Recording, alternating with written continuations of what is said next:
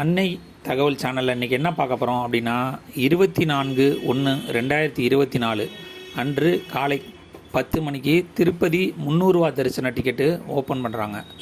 இந்த 300 ரூபா தரிசன டிக்கெட்டு எந்த மாதத்துக்கு ஓப்பன் பண்ணுறாங்க அப்படின்னா 1/4/2024 முதல் 30/4/2024 வரை புக் செய்யலாம் அப்படின்னு சொல்லியிருக்காங்க.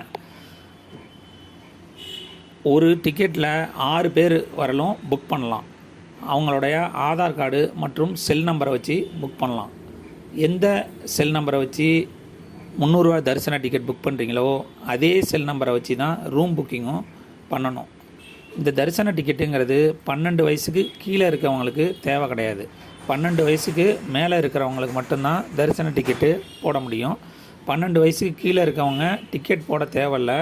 ஆனால் தரிசனம் பண்ண போகிறப்ப அவங்களுடைய ஆதார் கார்டு ஒரிஜினலாக எடுத்துகிட்டு போயிடணும்.